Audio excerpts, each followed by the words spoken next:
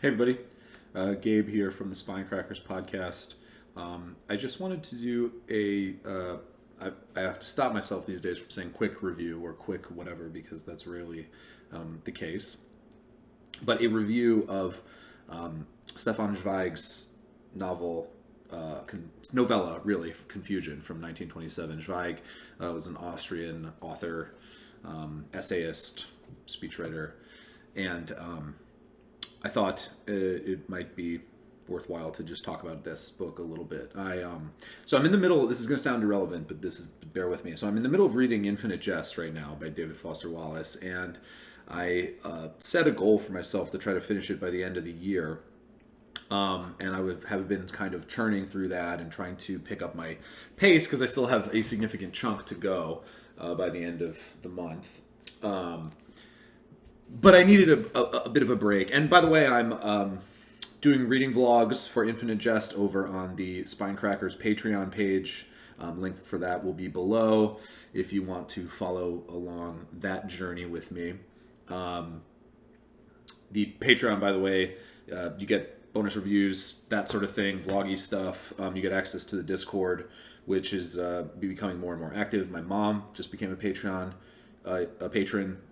yesterday. So if you want some potentially stories of me as a child, who knows? Who knows what's going to go down in the Discord with my mom in there if she joins. Anyway, so I'm reading Infinite Jest right now, and I needed a break. And if you watched my video from a couple months ago about like the mini book haul that I got when I was visiting Nashville, this was one of the books that I picked up down there. And so I was sitting around the other night, and I didn't want to read Infinite Jest anymore for a bit, and I wanted to just read something else. And I remembered that I'd bought this, and it was short, and I have wanted to read something by Zweig for a while. And so I just went and grabbed it, and I was like, okay, I'll start this. Fast forward 2.5, 3 hours, and I had read the whole thing that night. It's a very quick read. It's 150 pages, 153 pages, or something like that. But it isn't really, because as you can see, the margins are quite large. The font is pretty big, and it does that thing where at the end of a chapter, the next page is like fully blank, and then it goes to the next one. So it goes by really fast. This obviously is a lovely New York Review of Books edition. So yeah, I just kind of wanted to talk about it a little bit. So this is my first foray into Zweig, who I know was incredibly prolific, both in fiction, writing a ton of novellas and short stories, and I think maybe some plays even, I'm not exactly sure. But also in nonfiction, writing a bunch of essays, and he would go on the radio and deliver a lot of speeches apparently in his lifetime. And he wrote something like, I saw the guy who wrote the introduction to this book, George Prochnik, also wrote a biography of Zweig, and I watched a few of his short videos that are around here on YouTube about Zweig before doing this yesterday. And apparently he wrote something like 30,000 letters that have been collected and published in various places. So incredibly prolific and very diverse writer. And so I wanted to just kind of try to get a sense of who he is and what he's all about. This was one of his more popular novellas. I think it was published originally in a collection with two others that would also go on to be very popular. Zweig, interestingly, in his lifetime, I believe during the 30s, in the early 30s, was the most widely translated and published writer, maybe living writer, on Earth for a number of years. He was incredibly popular in Europe and North America, but also in South America, Brazil, where he would live for a large, on and off for times in his life, and where he would eventually die of suicide along with his second wife. They took some fatal dose of some poison or some compound, which was very obviously sad. I'm not going to talk too much about his life. That may be something for the podcast if we ever read any more of Zweig's work. But anyway, that's just a little bit of background about him and a bit about his life. And I just think it's fascinating that he was so prolific and popular in his lifetime, and is, he's read. If you go around YouTube, you'll find some reviews of Chess Story, I believe it's called, and maybe a couple of his other novellas, but not someone who's particularly held in high esteem in kind of popular literary circles on BookTube, and I think even academically, there's a bit of not controversy per se, but there's a lot of diverging views about Zweig. One of the things that Prochnik said in one of the videos that I watched of his, and I think he hints at in the introduction to this novella as well, which he wrote, is that Zweig sort of is sometimes accused of being inauthentic in his writing, and that he writes he goes a little over the top in terms of the flowery language and these sort of really moments that are supposed to be big and like kind of hit really hard, and they're written very dramatically. But there's a sense among some people that it's to cover up a sort of inauthenticity in Zweig's persona and his own sort of thinking and feeling and writing. I'm not going to make a judgment on that question, because this is the first thing that I've read of his. I can say that, and this maybe is a bit of a spoiler for my thoughts in some ways, the writing is not going to be for everybody. It is certainly a little bit, flowery, a little over the top, a little bit kind of eye-rolly at moments, and so that's going to turn plenty of people off, and I think that's understandable. This novella is about the framing of the novella is that it's an old man who's become a successful academic. He's a professor, he's published works, he's respected in his field, and he receives a sort of, it's implied that he's kind of on the verge of retiring, his career's kind of coming to an end, and he receives a sort of collected works, a sort of omnibus of his collected writings from his colleagues, nicely bound, and they found all this obscure stuff that he'd written, and he's kind of flipping through it and thinking back on his career, and he kind of realizes that the most important aspects of his career, or specifically one important episode in his life, is included nowhere in these pages, and it's something that nobody really knows about, and to him, this is the most important aspect of his academic career and arguably his life. Excuse me. And that is essentially the story of how he got interested in academia in the first place. He's, I believe, an English professor, professor of English language and literature. And so the meat of the novella is him remembering this episode in his life of when he sort of first started to feel the academic, the pull of academia and the life of the mind and that sort of thing, which is already idealized in a lot of ways that we'll talk about in a bit. But so he recalls being a young person who goes off to college in Berlin, doesn't really have any particular interest in academia or academic pursuits generally.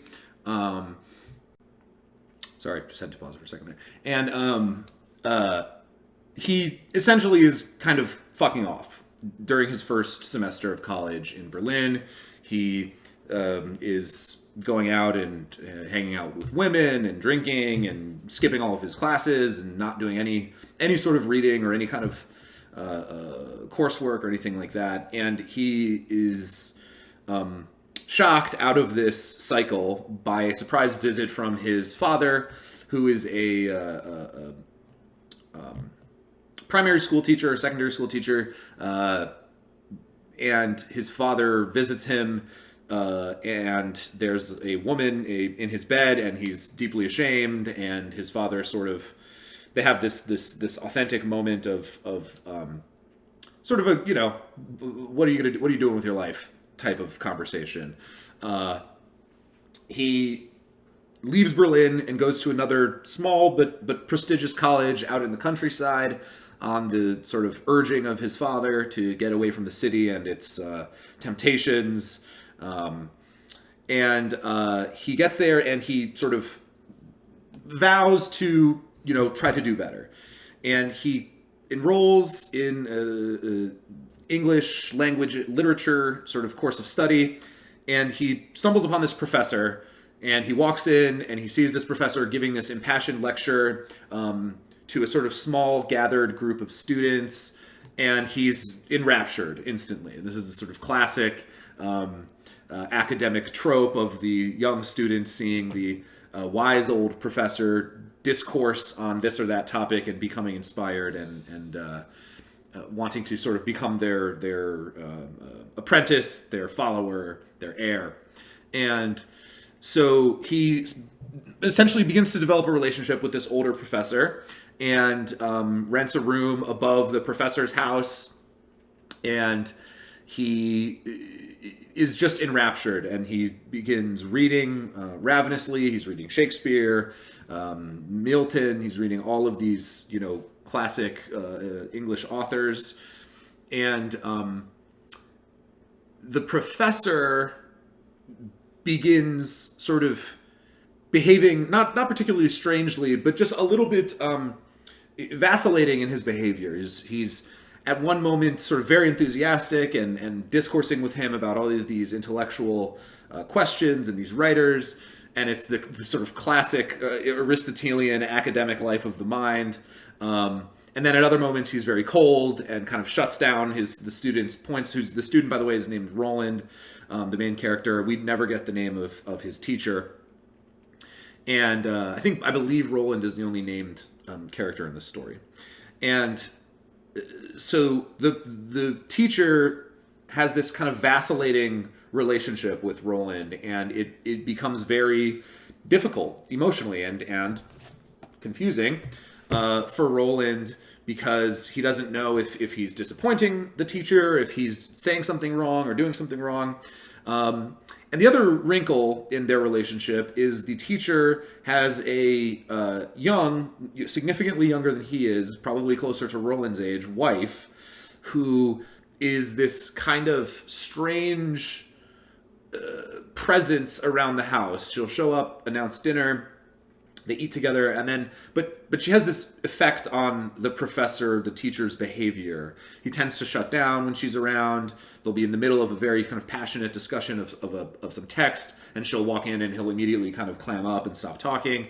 And so there's clearly some kind of strange relationship between the teacher and his younger wife, which is of course interesting because by the end of his life, I don't remember the timeline exactly. It may be already by the time this book came out, but Zweig, his second wife, was also significantly younger than he was. So make of that what you will, I suppose. So anyway, it comes out that the professor is going through a bit of depression because he feels that his academic years of production are over. He had this magnum opus that he had been working on, which was a 2-volume history of the Globe Theater, and he feels like he's never going to be able to finish it. No one would want to read it, and sort of just in this feeling of academic limbo and kind of being done with your productive years and having kind of not capitalized in the way that you might otherwise want to on the time you had in terms of being productive and working, which anyone in academia will immediately relate to. So Roland's idea is, well, hey, why don't you try just dictating to me some of your ideas for the book? You're such an amazing speaker. You're so impassioned when you're around the students. Instead of sitting down and writing it, why don't we try dictation? And they do, and it's very successful. The first volume of the book gets done, and they are working great together. But Roland is becoming increasingly having increasingly strange feelings about the relationship and the wife, and there's a sort of strange sorry about that. It's the holiday season here, and we've got some deliveries coming in, and my My two dogs are not happy about it, and neither would your ears be if you had to hear it. So, anyway, as I was saying, there starts to develop around the house a sort of culture of kind of spying and eavesdropping and this very tense feeling between the teacher, his wife, and Roland. And, Roland is trying to listen through the floorboards in his upstairs apartment. The wife is sort of lingering around when Roland and the teacher are speaking in his study. The teacher is taking these mysterious, and apparently this is something that's just kind of known around town and among the students that he does periodically, but he starts taking these strange, seemingly impromptu trips to nobody knows where for a couple days at a time, and then reappearing equally as suddenly as he had left.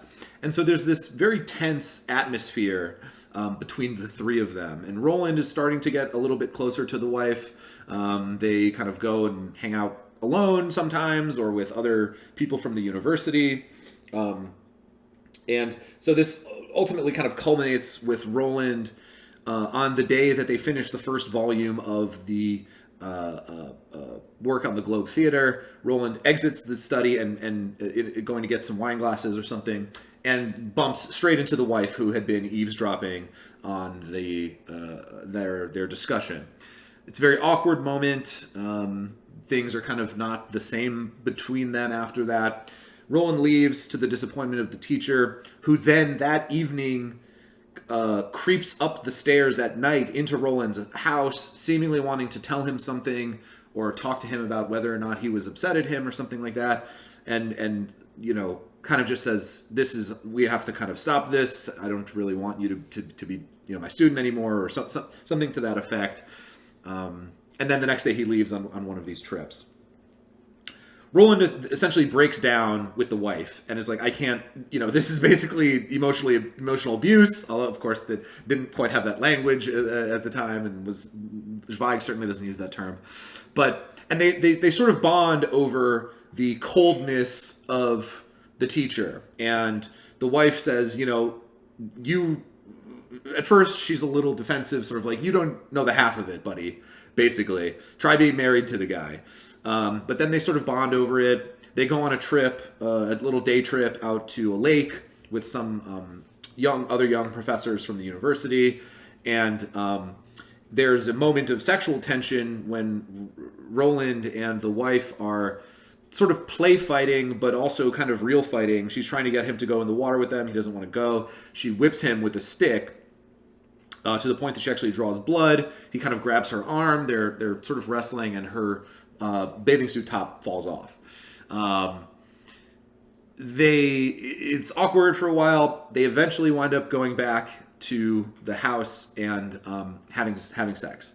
And Roland, of course, is racked with guilt about this. The professor returns the next day, and Roland can barely look at him. He's already packed up to just leave and put the whole thing behind him. His teacher kind of figures out what's going on. He's like, okay, yeah, it must be my wife. And before you go, let's just sit down and have a talk. And it turns out that basically the marriage has been from the beginning something of a sham. The teacher is a closeted gay man who has been kind of sort of fighting his various his sexual identity for his entire life. And he sort of comes out and admits that he has been cold to Roland in a sort of classic move because he is in love with him. And he knows that that's, not okay and inappropriate and so on and so forth. And so he sort of was using it as a defense mechanism or a way to push Roland away so he didn't have to deal with these feelings that he was having. And that's basically the content of the story. Roland leaves after that and never hears from this teacher again. And the book sort of concludes with Roland sort of reflecting on how this was really the greatest love of his life, ultimately. Now, there's a lot going on here. Obviously, some of the kind of like dramatic shock value of the big reveal that the teacher is a closeted gay man is going to be, it's going to hit different in 2021 than it might have hit in 1927, certainly. So it doesn't quite read as punchy as I imagine Zweig wanted it to, or as it did back then. But of course, that's no fault of Zweig's. But what is really interesting about the way this develops, and so of course we're talking about confusion in the name of the name of the novella. I think it's sometimes translated as confusion of the sentiments or something like that. So obviously there's a lot going on here, being set in an academic context the way that it is. There's a lot of references to the various Greek forms of love, right? The ancient Greeks, of course, had many different terms for love, all of which, except for one, maybe. There's philia, which is the root of the word philosophy, and this is sort of the kind of the highest form of apologies, my camera cut off for some reason. So I was talking about the various forms of Greek love that were kind of thematically relevant to the book. And I was talking about philia, which is the first form of love in ancient Greek thought, which is this kind of intellectual love, this sense of like friendship and affection based on intellectual admiration and kind of, vibes, basically. And then, of course, there's eros, which is the classical type of romantic or sexual love, the love of passion. And then there is agape, which is a little bit of a broader category of kind of universal, unconditional sort of love of mankind, qua mankind, say, right? Agape gets picked up by the Christian tradition more explicitly than the other two, as talking about sort of God's love of man and ideally vice versa. There's a fourth type of Greek love, which refers to as basically like familial love. That's a bit of a separate thing that's not really at play here. But, I think setting this book in the academic context is obviously trying to evoke those sort of various Greek forms of love because thinking about, for example, Plato's Symposium, which involves a bunch of these thinkers and playwrights and artists and politicians and legal scholars talking about their definitions of love and what love is. That's clearly something that Zweig is, I think, referencing. There's a reference at the end that felt sort of explicit to me when Roland and his teacher are sort of embracing after this kind of very difficult discussion of the teacher's life and his homosexuality. They're hugging, and he writes, "Then he let go of me with a sudden movement as if a body were being violently torn apart, turned with difficulty and threw himself into his chair, his back to me." And that reference to the idea of the body violently being torn apart, maybe it's oblique, but of course one of the stories in the Symposium, I think it's Aristophanes' story about love, is that that all people were originally individual bodies that were rended apart, and the idea of love is to try to find the other matching puzzle piece for yourself. And I think that it probably is a reference that Zweig would have been aware of. So and then of course the Greeks famously were known for practicing especially in their intellectual pursuits, practicing pederasty, which was an older man and a younger student / lover who was supposed to be learning intellectually and socially from the older man, and who was also his lover. We can talk about the morality of that at another time, but I think that that clearly is something, again, that Zweig is getting at here.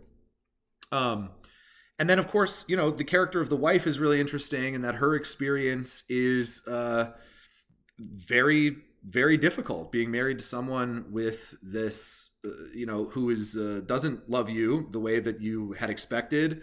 We don't get a ton about her background. There's a little bit about them meeting, and the teacher just sort of saying like, "Yep, and throughout the book, this is actually important. Throughout the book, she's sort of characterized physically as being sort of boyish. She's a bit flat chested, short hair, that sort of thing, and you know, the teacher talks about her being the first woman who had ever kind of like who was ever basically like sexually in the realm of acceptable to him, and so he just said, you know, let's just marry her, which obviously is very sad and for both parties. So yeah, I think that Zweig does a really good job of building up this in a very very short economical way, building up these relationships and building up these moments of tension, sexual tension, intellectual tension, emotional tension, social tension, and it feels very real to me. So I guess in this instance, the idea that Zweig is somehow being inauthentic or it feels artificial didn't quite ring true to me.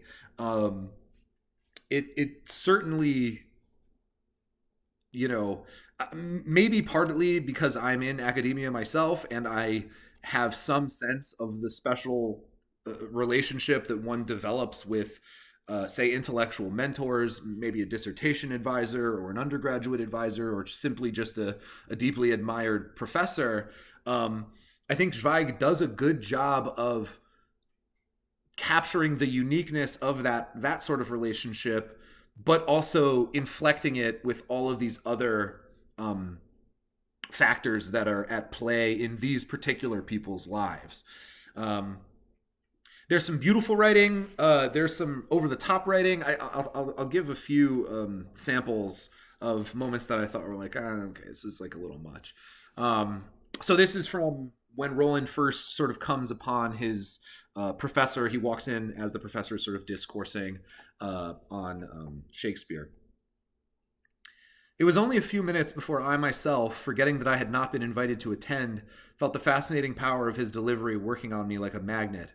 Involuntarily, I came closer, not just to hear him, but also to see the remarkably graceful, all-embracing movements of his hands, which, when he uttered a word with a commanding emphasis, sometimes spread like wings, rising and fluttering in the air, and then gradually sank again, harmoniously, with the gesture of an orchestral conductor muting the sound.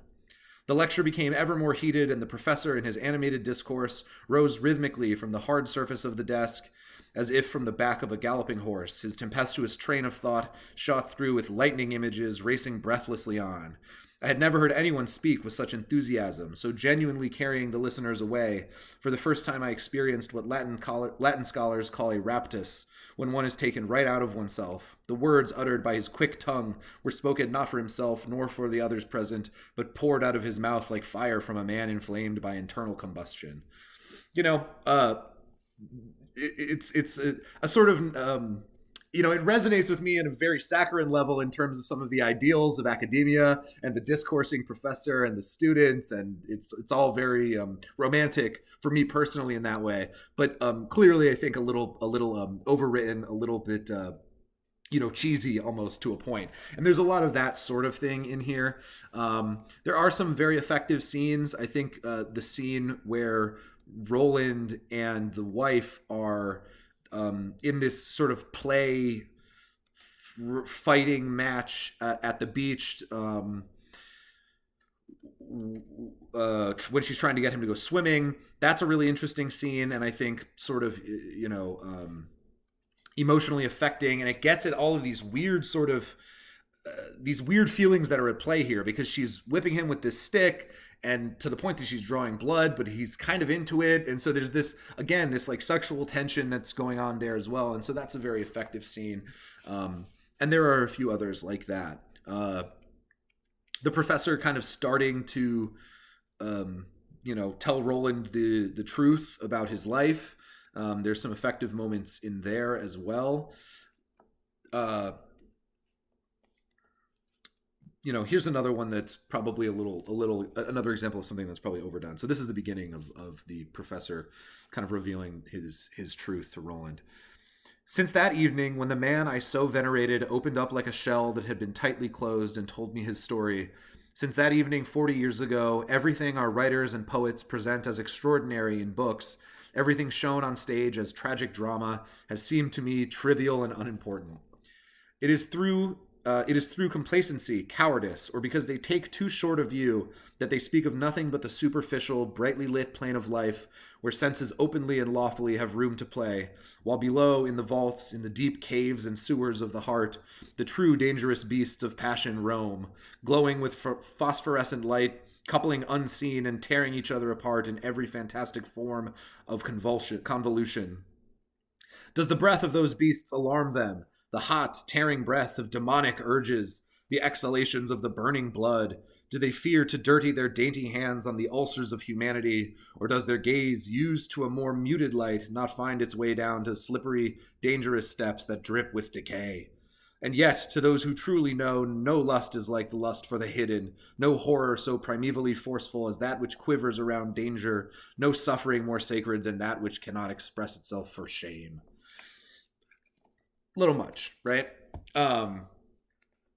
But point taken, right? That many people, presumably people writing at Zweig's time, who are attempting to sort of capture the true nitty gritty of life and realism in character, are somehow failing in some way, and there are even third rails, as it were, that these people refuse to touch. So sure, point taken, Stefan. So yeah, I think that's sort of all I have to say about it. It's an interesting little novella. I found it to be congenial because I'm a sucker for a good academic setting, a good academic story, and there were parts of it that just sort of personally resonated with me because of my own experiences and background.